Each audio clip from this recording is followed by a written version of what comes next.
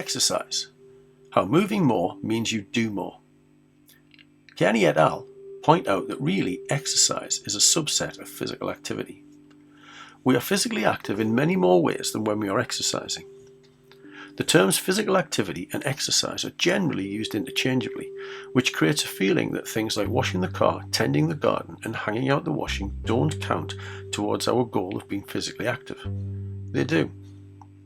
Physical activity does not need to take place in a gym or in a tracksuit, although it's not a problem when it does, and such exercise is also very good for us. Chatterjee suggests that one of the problems with our relationship with exercise and food is that the diet industry has turned these things into a simple equation of calories in and calories out. This misses the point that the human body is a complex machine, and therefore all of the things we're talking about in this book have a complex interaction with each other. Move around more and eat well, and things will largely take care of themselves, he says. Making a start is the hardest part. Berkman explains this by observing what is probably familiar to many of us. We set ourselves up to engage with a new task because we know it's going to be good for us. We become excited at the prospect of positive change, but then another part of us rises up like an uninvited guest whom we forgot to inform about the impending change, hell-bent on upending our plans, often with success.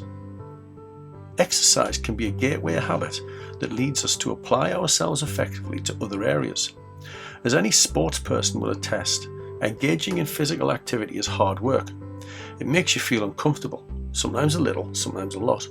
You will get sweaty and flushed, and your muscles will probably ache afterwards.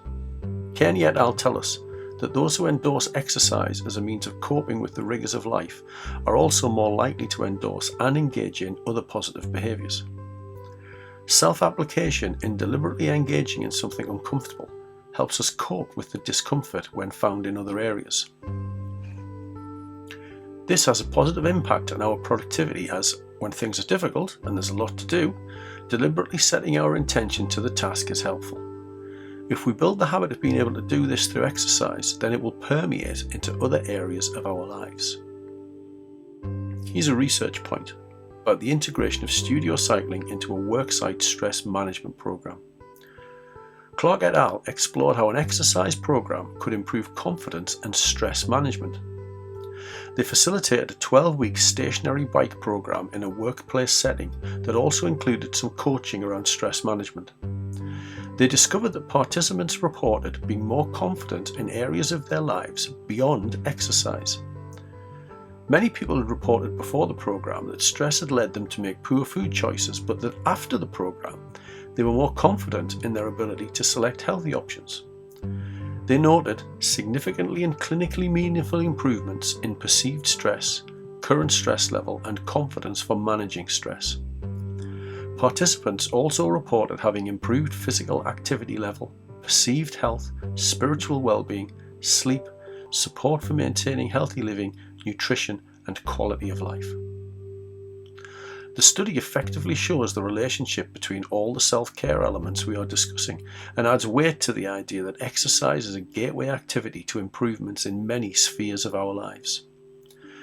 The guidance from the Chief Medical Officer in the UK is that you should engage in 3 sorts of exercise: cardiovascular, exercise that gets you out of breath; strength, exercise that involves some sort of resistance; and stretching and balance, exercise that improves flexibility and core strength. Chatterjee says simply that the world is your gym. You don't need fancy equipment or a gym membership to do enough of what you need to do to improve your well-being and productivity by improving your fitness.